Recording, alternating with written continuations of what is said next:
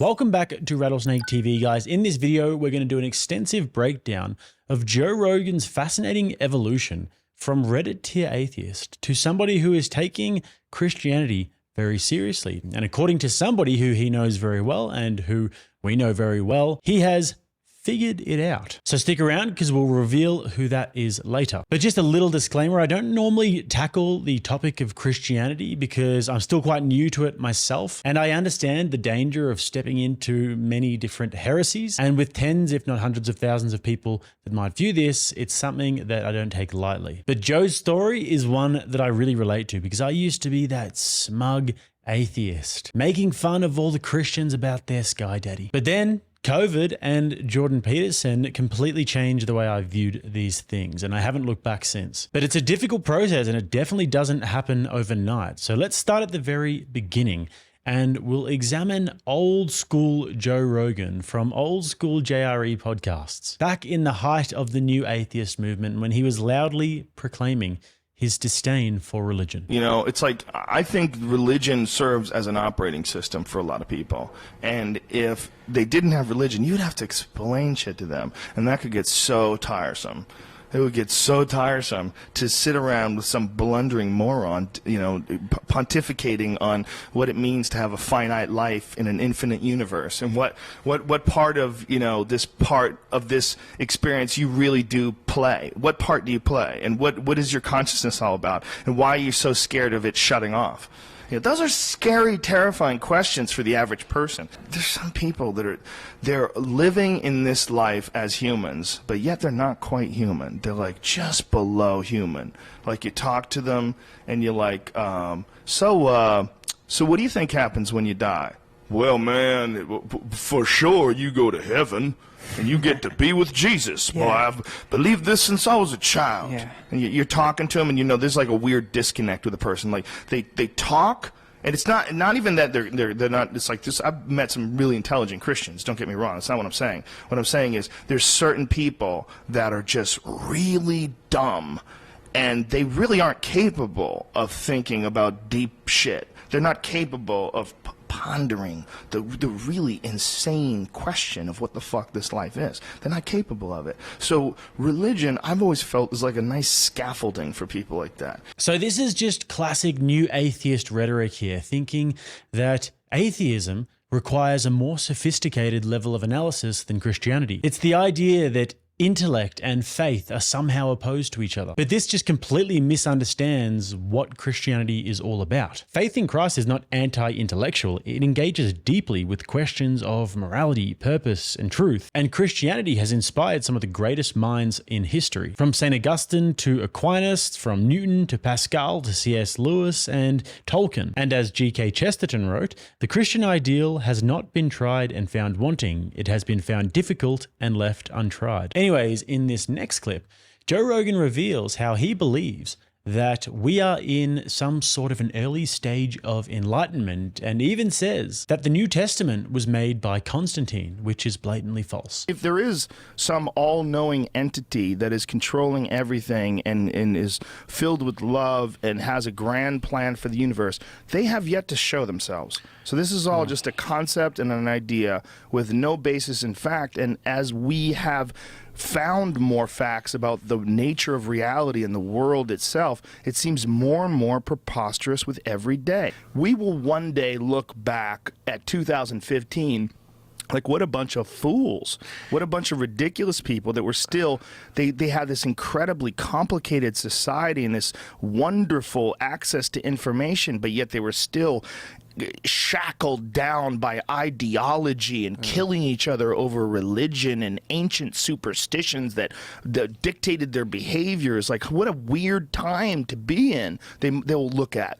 Guys, when it comes to staying armed and dangerous in today's news environment, there's only one place that I go, and that is Ground News. And I've been using them for years, as is evidenced by this video of me with no subscribers and blonde hair. An interesting one that I follow is called Ground News. Now, what makes Ground News stand out is that they pull together tens of thousands of sources from across the political spectrum. And my favorite feature of Ground News is the blind spot feature. It shows you stories that you might be missing depending on the biases of your usual news sources. Like today, speaking of Rogan, there's a wild story about Joe Rogan predicting the Los Angeles wildfires with Trump. And this story is only being reported 15% by left-leaning outlets. Furthermore, Ground News allows you to see the bias distribution and how stories are being reported left, center, and right. And for Rattlesnake TV members, Ground News is offering a massive 40% off the Vantage plan, which is what I use. Just hit those links below, ground.news/rattlesnake. That's ground.news/rattlesnake, or you can actually scan the QR code on the screen right here. And remember guys, videos like this are often demonetized. So without the sponsorship of Ground News, these videos are not possible to make. So supporting Ground News supports us to keep on bringing this content. With that, let's get back to the video. They'll look at us now in 2015. They'll say, "What a strange time! This adolescent period of enlightenment, where they're still they're still concentrating on stupid shit, and the fucking president of the United States can openly talk about God, and no one goes, what is God? What are you saying? Like, what are you saying? Do you think Jesus came back from the dead? What do you think? Do you think someone walked on water? Do you believe in the literal translation? Are you an Old Testament guy or a New Testament guy? Well, the New Testament. No, well, the New Testament was made by Constantine, who was a fucking Roman emperor who wasn't even Christian. He didn't even believe it. He became a Christian on his fucking deathbed. Like, that's when he became a Christian. Like, all these people that are, like, really into the New Testament. And, like, I'll talk about Old Testament shit, and people get mad at me on Twitter. They'll send me this fucking hate text. You understand, motherfucker, what the difference is between the Old Testament and the New Testament. Because the New Testament is utter horseshit. It's created by a bishop and a fucking emperor. That's a fact. That's, like, established religious fact. Like, everyone knows where it came from. And not only that, it was written hundreds of years after the death of Jesus. So what are you talking about? Because if you're talking about the old stuff, you got to go deep. Go to the Dead Sea Scrolls. Go to the most ridiculous aspects of that, and tell me, you basing your life on that? Because that's even more preposterous. They found them in clay pots in Qumran, written on animal skins. These people thought the world was flat and the sun was 17 miles away. And we're gonna, they did. They really did. And this is how we're gonna live our lives. This is it. This is all the facts we need. So Rogan's claims here just represent a fundamental lack of understanding about Christianity. The idea that the Enlightenment moves us away from God is true in the sense that secularism and humanism and all these different ideas gain a lot of popularity. But in terms of progress and Christianity, this just simply isn't true. Christianity is responsible for much of the progress that the world has known. I mean, the Enlightenment in itself was built upon Christian foundations, and the scientific revolution, as well as modern human rights and the education system, all owe a debt to Christianity. Additionally, the misconceptions about Constantine having made the New Testament is a myth that is thoroughly debunked by modern scholars such as Wesley Huff. And we will get to that pretty soon. Now, in the next clip, we see Rogan confidently dismiss the notion that Christianity is evidence-based, and he says he would need to see a study to believe it. I mean, because Christianity, at the end of the day, with no proof, everything is mythology. Everything, with no proof. With proof, then you examine the proof. It's super simple. And anybody that argues against that is you're just biased. You have your own ideas. If you have some proof that there was a God, that this God had one son, and he made this son come down and get the fuck beat out of him and nailed to a board so that we could all have no sin. Can you show me some studies?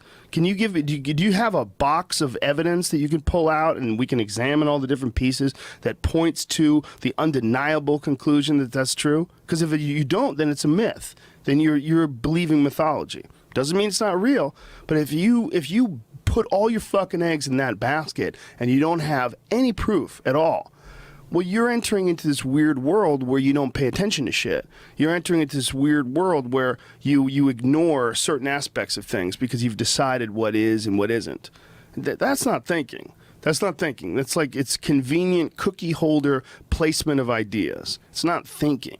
Because if you're thinking, you can't accept it.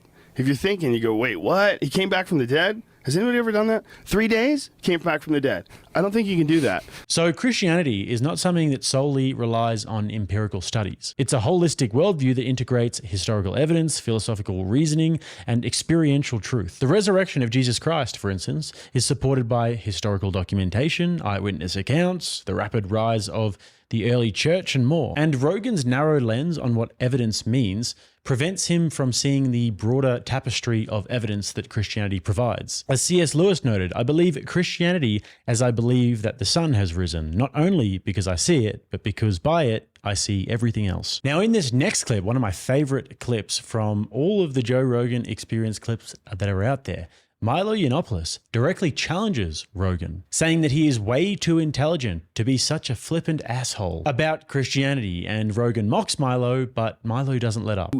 If you say you're Christian and you want to be on that team, you got to kind of say it. You can aspire to be better than you are. Aspire to be better than you are doesn't mean you believe in Jewish zombies. We're not going to win this one. I'm not going to win this one. Well, of course you're not. This one's ridiculous. This one's ridiculous. You're talking about shit written on animal skins by people who thought the world was flat and the sun was 17 miles away. And you're like, oh yeah, that's going to make you a better person. It's totally, yeah, they found it in clay pots in Qumran. Yeah, they unscrolled, they had to do DNA tests to find out which piece of fucking yak ass this piece was written on. I feel sorry for people who have a sort of bleak, empty existence of militant atheism. That's not bleak or empty. It's just so boring. No, a lack of belief in nonsense is not bleak. Terrible way to look at the world. A lack of belief in nonsense is not bleak. What other ridiculous shit do I believe? That's akin to Jewish zombies or guys who turn wine and stop it. Out of water. Nothing, you know what? Just a quick interruption, guys. If you're getting value from this content and if you appreciate the effort that goes into this, I would really appreciate if you guys could smash that like button and also subscribe to the channel if you haven't already. Let's get back to it. There's nothing more depressing than seeing somebody who you admire, who's obviously smart and clever, who won't and buy into old fairy tales. No, to speak so disparagingly about such a complex and fascinating part of who we are. You're now, right. Look at totally. Even if you take the view, let's say Ludwig Feuerbach, right? Even if you take the Feuerbachian view, you know, and say, I don't believe in what any of these religions say. Okay. But if we look at what they have in common and what that says about the human spirit, what we aspire to, what we consider most important. So, for example, Christianity, we might consider self-sacrifice and love the most important things because self-sacrifice and love are the two central instincts that run, the red threads that run through the Christian canon, run through Christian literature, run through Christian history. If that was the most important thing, is this? Okay, I don't believe in this stuff, but this is an essential human artifact of human culture and history because it teaches us more about ourselves than anything else. Right. It teaches us over centuries it has evolved to teach us what we find most important. And different religions in different places are fascinating because they illustrate the different emphases on those core values of love and charity and self-sacrifice that different societies place on things. They say something deep and profound about who we are and about what we care about most, about our anxieties, about our beliefs, and about our our sympathies, the way we relate to one another, the way that we, that's adorable. Just because you say this doesn't mean it's true. You the way that we ought to organize. Right? This doesn't rationalize ridiculous stories. I'm presenting one reason why you should be less flippant and dismissive about religion, because you are too smart to be that much of a cunt about religion. No, I'm flippant and dismissive about it because I can't believe it's still here. You are far too smart, you are far too intelligent and individual to treat religion with the amount of contempt you do. This is what assholes do.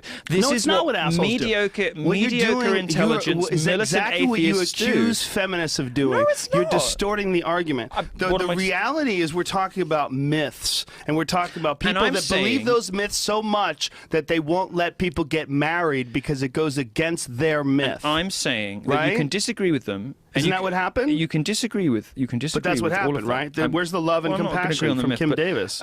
You can disagree with everything that they teach. You can say that it's nonsense. You can agree that you can, if you want to agree that it has bad consequences in society. That it's an anachronism from the past. Consequences. What you shouldn't do is ridicule and dismiss, sort of the Jewish zombie shit, right? You're just doing it to be outrageous. You're just doing it to provoke. No, that's what it is. What you shouldn't do. And look, there's I'm not doing it to be outrageous. There's a good place for outrageousness and provocation, right? And I'm not trying to put you on trial here. What I'm saying is you're too smart to fall into this habit, and it's a leftist thing, this militant atheism crap, where you dismiss the central importance of religion to our culture and what to is who the we central are. Importance?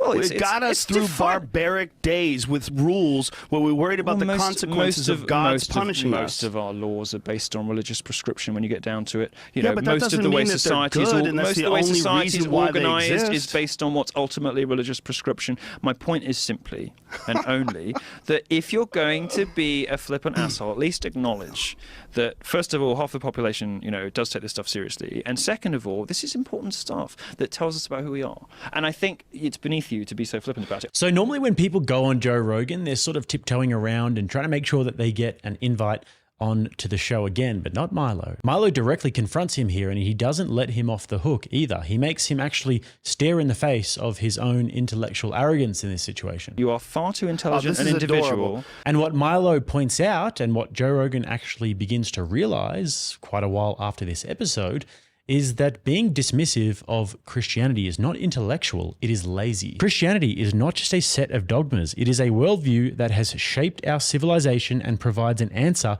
to life's deepest questions. Now, Milo's confrontation, I don't think would have changed Joe Rogan's mind immediately, but perhaps, just perhaps, it planted a seed of doubt in his new atheist convictions. Now, Joe is right that Milo was living in sin at this moment. That is very correct. However, the idea of Christianity is not that we are perfect and sinless. It's that we are sinners and we live in a fallen world. And the appeal to hypocrisy doesn't actually really work when confronting the Christian worldview, because Christianity doesn't gaslight you like modern sort of spiritual religions. Well, I am a Christian who believes that there are certainly many more paths to God other than Christianity. I'm a free-thinking Christian. No, Christianity actually provides an accurate and truthful description of human nature. Now on to the next clip, and this one is hard to watch still to this day. In this clip, Joe Rogan says that Richard Dawkins' argument that all religious people are actually atheists is a home run. One of the things that I really enjoyed about your book was when you explained to people that everyone who practices a religion is an atheist. You're just an atheist in regards to Zeus or Apollo. Or the 999 other gods. Yes, that's right. and that's a home run with this argument. Yes. Because some of us just go one god further. Yes, Yeah. but that really is a home run, because this is this concept of, you know, me and my friends jokingly would always say praise Odin when anything would happen that was pretty good or cool. Yes. We say praise Odin, and I started doing it online, and people really got into saying praise Odin about certain things. I rather like that, yes. Some people got mad at me. They actually got mad that you're mocking Christianity by saying praise Odin. But of course you are. Why not? I wasn't even really. I was just having fun. Yes. I was having fun because Odin seemed like a cool god. You know, it's an old school god. You know, I mean, it's the god of the Vikings.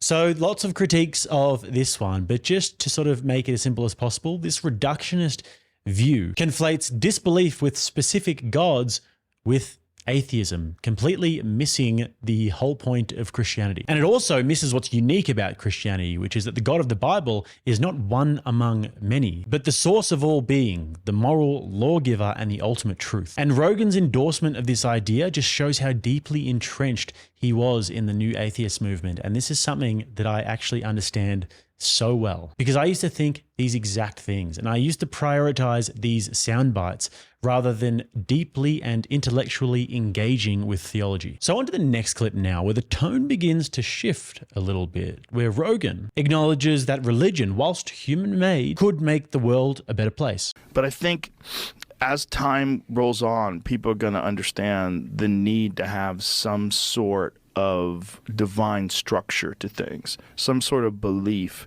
in the sanctity of love and of truth. And a lot of that comes from religion. A lot of people's moral compass and the guidelines that they've used to follow to live a just and righteous life has come from religion. And unfortunately, a lot of very intelligent people, they dismiss all of the positive aspects of religion because they think that the stories are mere superstitious fairy tales, that, you know, they have no place in this modern world, and, you know, we're inherently good and your ethics are based on your own moral compass and we all have one. And that's not necessarily true. We need Jesus. I think, for real. Like, if he came back now, it'd be great. Like, Jesus, if you're thinking about coming back, Right now? Now's a good time. Yeah, pretty soon. Yeah. Now's a good time. So this is a significant moment, and it is a leap for Rogan because he's starting to understand the moral and social value of faith. You see, Christianity's vision of human dignity, forgiveness, and redemption has profoundly shaped history. And Rogan's admission here somewhat leans into that idea, even if it's not actually embracing the truth of the claims. Dietrich Bonhoeffer has a great quote that says, "The church is the church only when it exists for others." Now, this next clip may be the most important turning point for Joe Rogan in the history of the podcast in relation to his view of Christianity, because he's talking to Jordan Peterson, somebody who he loves and respects. And Jordan Peterson makes the statement that it isn't that the Bible is true, it's that the Bible is the precondition for the manifestation of truth. And this clearly resonates with Rogan. So now then you think, well, let's think about the relationship between words. Well, some words are dependent on other words. Some ideas are dependent on other ideas. The more ideas are dependent on a given idea, the more fundamental that idea is. That's a definition of fundamental. So now imagine you have an aggregation of texts in a civilization. You say, which are the fundamental texts? And the answer is, the texts upon which most other texts depend. And so you'd put Shakespeare way in there in English because so many texts are dependent on Shakespeare's literary revelations.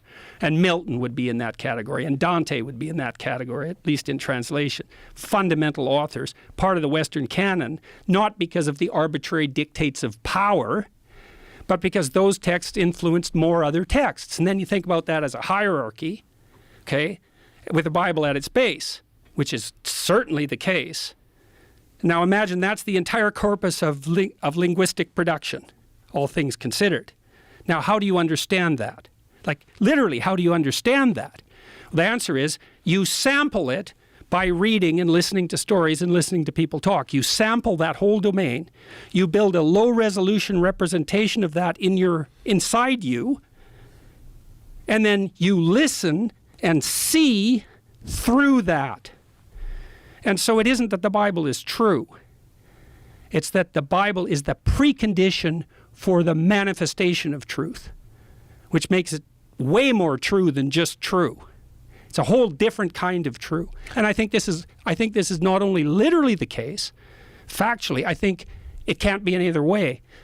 It's the only way we can solve the problem of perception. So during this conversation, Jordan Peterson frames the Bible as the foundation of truth. And this actually challenges Joe Rogan's materialist assumptions. And it does a good job of highlighting the existential truths that Christianity addresses. And Peterson's influence can't be underestimated here because it shows Rogan that faith is not the enemy of reason, but its ultimate grounding. And now in this next bit, it's not from the Joe Rogan podcast, but rather it's Jordan Peterson talking with Matt Fradd from Pints with Aquinas. And he makes a very, very interesting comment. Why do you think it is that it seems like more bigger name folks are becoming Christian to some degree or another, like Candace Owens and who's that? Rod Schneider, your bride. Yeah, Ian Hersey Lee, Neil Ferguson, Russell Brand, Joe Rogan, Douglas Murray. Rogan. What are you doing with Joe Rogan? Yeah, well, Joe's already he's got a foot in the camp. He's a lot less disparaging of Christianity than he once was, which we all really appreciate. Thank you, well, Joe figured it out. Yeah. Now, if there's one thing we know about Jordan Peterson, it's that he likes to be very precise in his speech, and he doesn't really shoot from the hip very much. I mean, he does occasionally on Twitter, but not really when he's on these sorts of long-form podcasts. And so for him to name Joe Rogan amongst recent Christian converts and to say that Joe has figured it out, there might be something deeper there. There might be something that Jordan Peterson knows that we actually don't. And now onto the next bit where Joe Rogan is talking to Adam Curry about his conversion story. And it's very relatable for Joe because Adam Curry goes from conspiracy theorist to Christian. He says that he needs to explore Christianity because it's the conspiracy theory that he hasn't dived into yet. I was very interested by this because I've looked at every conspiracy theory, moon landing, 9/11, JFK, I mean, all kinds of conspiracies. The one I had never looked at, and now, I'm 58, so I'm like, okay, let me look at this one, is God. And I said, let me see about this God thing. I've never been a religious guy. And so I start reading and I start talking to people. I also found that around me, like a couple of people I was working with, they're all Christians. And not that anyone was ever pushing anything on me. When I asked them questions, they were gladly answered. And there's a lot of stuff written about Jesus. There's a lot written, thousands of years of books, and there's some contemporary stuff such as Evidence Demands a Verdict. And, this just is so much. And I got to tell you, Joe, as sure as I know that Building 7 didn't fall down out of sympathy for Building 1 and 2, God is real, Jesus existed, he was a badass outlaw, and it has changed my outlook on life. It has really changed the way I look at things. And I believe that we can win with God. I know that may sound a little weird coming from me, but I'm all in on this. And, I'm not you may think of someone who believes in God or Jesus as a crazy right-wing nut job, which I'm obviously not. But man, it's powerful stuff when you put prayer into your life. It's really powerful, the Holy Spirit. I don't think there's anything weird about it at all. I mean, I think there's a reason why it exists, why it's so prevalent in so many cultures. It helps people. It's about love. Yeah. It's all about love. Yeah. What do you think Jesus' role was? Who do you think he was? Well, he was literally the Son of God, and he was on the earth to teach, and he wandered. I mean, he was an outlaw. He did some crazy. He overturned the tax tables, and he really railed against a lot of stuff. So that's an important one, because obviously it resonates with Joe, and he's listening very carefully. And this really resonates with Joe's own search for truth, because he loves to go into the JFK and the moon landing and all of these different conspiracies, and this stuff's all obviously very interesting. But what's also very cool here is Curry's admission that Christianity is not just true in the factual sense, it's true in a transformative sense as well. It really does change lives. And this is something that Rogan is seeing more and more as he engages with Christians. And another engagement that Joe had, and it kind of rocks Joe Rogan's foundations in a way, and it allows him to see Christianity in a whole different light, was his engagement with Stephen Meyer. Now remember, Joe Rogan, throughout his entire podcast and for probably his entire life, thought that science and Christianity were completely opposed to each other, and that smart people who have the higher, more sophisticated level of analysis are atheists, and no scientists are going to be Christians. So when he speaks to a scientist like Stephen Meyer, who is a Christian, this is a serious, serious challenge to his presuppositions. When we find fine-tuning, it always results from a mind, and since the multiverse hasn't provided a better explanation for that, I think the conclusion of design or an ultimate fine-tuner stands. Say that last sentence again. Okay. Just the last sentence about the... Given that fine-tuning in our experience is always the product of intelligence. Right. Think of any system we would describe as finely tuned. Right. Then, and given that the multiverse has not provided an explanation for the ultimate fine-tuning, the best explanation remains intelligent design. So another very crucial clip there, and a smart person in the form of Stephen Meyer, a scientist, went into his own personal religious experiences, as well as the evidence against evolution, the evidence for God, especially in terms of the argument from intelligent design, and much more. So at this point, Joe is having a realization, as so many other people have, including myself, since emerging from the nihilistic fog of the new atheist movement, that actually many of the smartest people in the world and many of the greatest thinkers who really seriously engage with the most important and interesting and difficult questions that we can possibly engage with are Christians. And so now on to the most recent podcast that has got everybody talking, and that is Joe Rogan's conversation with Wesley Huff, a Christian historian and a scholar. And this is what all of the Christians have been praying for and have been wanting for so long now, because Joe's had all these different conspiracy theorists on, and he's had Billy Carson on, and he's had people talking about the Anunnaki and all of these very cool and interesting topics, but he hasn't had somebody who is a serious Christian historian and Bible scholar, somebody who really knows what they're talking about and can educate Joe about church history and can get rid of these notions that Joe has about Constantine and the New Testament. So let's have a listen to what they're talking about in terms of the miracles of Christianity. Because of this claim that they say they saw Jesus resurrected. Like there's something different that goes on there that they're like, this is a miracle, right? Dead people don't usually rise from the dead.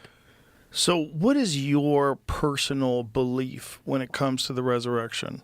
What do you think do you have a belief, or do you just try to interpret the text and try to see what is the message? Well, I think so. As a historian, I do think it is a historical question. You have a guy who objectively lived, he objectively died, and then individuals close to his inner circle claim that they see him not dead. Right. Again. This is a highly unusual activity. Highly unusual. Right. So, but it's hard when you're dealing with illiterate populations, you're dealing with thousands of years of time, you're dealing with an oral tradition, and then you have us sitting here talking about it in 2024, trying to figure it at the end of 2024, trying to figure this out. Literally the end. Yeah. Last couple of days. It's very difficult for anybody who thinks of themselves as an intelligent person who's secular to even entertain the possibility that someone died and come back to life. And I get that. But we've already talked about the fact that we don't think that the only thing that exists is matter and motion. We as in you and I, right? Like, we believe that there's something else going on in this world that's a little bit crazy. There's something else. And that to, I think, exclude that, I think excludes something that you're kind of putting blinders on. For. And you do have, I mean, you're right in terms of all of these ancient conventions and the ways that things were spread around. But the Gospels are written in the lifetime of the eyewitnesses. And they're written in this period of time where you have groups of individuals who could have fact-checked those things. So how do you fact-check someone coming back from the dead? Well, how many people saw his body, right? Well, Paul says that 400 people saw him all at once. 400 people saw the crucifixion? No, saw the resurrected Jesus. Yeah, 1 Corinthians 15, Paul says that Jesus appeared to the disciples, and then he appeared to 400 people all at once. I mean, if we read the Gospel of Luke and the Gospel of Luke and Acts, so same author wrote these both documents, he says that Jesus was walking around teaching them for 40 days after he was resurrected from the dead. And so these are written within a time period when you have people who would have seen Jesus's ministry, who were there, say, at something like the feeding of the 5,000, who could have been able to verify or debunk some of these things that are being said. So fascinatingly here, Joe seemed really interested. And he repeatedly said throughout the podcast that he's done a deep dive into Wes's work and that he respects his work so much, and that he's watched over 20 hours of his material. And he speaks of the miracle of Christianity. And he's far less flippant about the ideas of miracles in general. Fascinating part of who we are. You're right. Look at... Yeah, totally. And when they're talking about the resurrection of Christ, this is just such an important topic because this is the cornerstone of the Christian faith. And the fact that Joe Rogan and all the millions of people that are listening to his podcast are engaging with this idea is very, very good. And in the next part, Wes asks Joe straight up what he thinks about Jesus Christ. There's something going on with all of us. Yeah. We kind of know it and we don't know it, but it's just, you can't measure it and you can't put it on a scale. And so people don't like that. Yeah. They don't like that. It makes them feel dumb to believe in that. It makes them feel dumb to even speculate. To even just say, what do you think happens when you die? Like, even that conversation is like, people don't like that. Nothing. It goes dark and that's it. It's over. That's it. You die. Like, how the fuck do you know? Have you died? Like, you don't know. In all of this, what do you think of Jesus? Like, in terms of your own, like, journeying and trying to find answers to ultimate questions. What do you think of the historical person of Jesus? Well, it certainly seems like there's a lot of people that believe that there was this very exceptional human being that existed. So the question is, what does that mean? Does it mean he was the Son of God? Does it mean he was just some completely unique human being that had this vision of humanity? And this way of educating people and spreading this ideology that would ultimately change the way human beings interact with each other forever. So what is he the Son of God? Well, are we all? That's another question, right? Do we all have that inside of us? Do we all have that ability to change everything around us inside of us? Do we all have that unique connection to the divine? And is he a representation of the best version of that? Or was he an actual person that was the Son of God? And is it important? Yeah. I don't know. I mean, what does it mean? It's just the fact that it's a question to ponder is a miracle in itself, in a way. Just the fact that there's this concept of this person that died for our sins, that's the Son of God. But you have to you have to believe in a bunch of stuff to go that way. Like, just the concept of that is interesting to people, because what it can do to people is offer them a very unique way to change the way they feel about the world itself. And if you do follow that, I know a lot of Christians that are hardcore Christians that are some of the nicest people you'll ever meet in your life. So it does work. You right? Like, if you do live like a Christian and you do follow the principles of Christ, you will have a richer, more love-filled life. So it is true, right? But you have to submit to this concept that this guy was the child of God who came down to earth, let himself be crucified, came back from the dead, explained a bunch of stuff for people, and then said, all right, see you when I come back. And you don't know how you can wrap your head around that particular claim. And if he came back, here's the thing. If he came back, who the fuck would believe him today? With all the fake news and all the CGI and AI, like, imagine. That would be the most bizarre thing of all time. So this was a special episode, and the one the Christians have been waiting for, and will no doubt make an impact in Joe's life and a lot of people who are listening to this. Wes Huff is an expert that Joe has been waiting for. Huff's deep understanding of Christian history and theology directly challenges Rogan's misconceptions. By addressing miracles and the historical validity of Jesus, Huff bridges the gap between skepticism and belief. And his question about Jesus there was pivotal, because it sort of takes the conversation from this abstract idea to a more sort of personal level. What do you do with the story of Jesus? It's the question that skeptics have to answer, and it's a question that clearly Joe Rogan is grappling with. Now, to cap this part of the video off, I just wanted to highlight how funny it is that Billy Carson's downfall and being completely exposed as a fraud is being used to bring Wes Huff to prominence. God has directly used one of Christianity's biggest haters in Billy Carson, and somebody who's turned many people away, as a vehicle to bring Wes Huff on the Joe Rogan podcast. Now, you can't say that God doesn't have a great sense of humor. Now, in summary, I think that Joe Rogan's story here of being a staunch atheist, Reddit tier, new atheist movement sort of character, to taking the questions of Christianity very seriously, is something that so many people can relate to. And it's a story of personal growth and also of epistemic humility. And it's a very hopeful story as well, that even the most staunch skeptics, when confronted with evidence and when confronted with logic, can change their mind. And I think that for Joe, the process definitely isn't over. And the Joe Rogan experience in itself is something that has been so culture shifting. And the podcast in itself, and as well as the meta conversation that we're having today about that, is something that is a testament to open dialogue and to this sort of long form dialogue that is so prominent these days. I mean, you would just never get this level of analysis and get this level of discussion in a 5-minute CNN segment or anything like that. So time will tell where this one leads Joe, and I'm very interested to discuss this with you guys in the comments. What did you think about it? What do you think Joe Rogan is going to realize in the future? Do you think that his mind has been changed or his head has been turned? Let me know below. And also, guys, if you would like to support the channel, you can support our sponsors in Ground News below. And don't forget to like the video and subscribe to the channel if you haven't already. And if you'd like to watch another one, right here. Till next time, I'm Jake. This is RattlesnakeTV, keeping you armed and dangerous.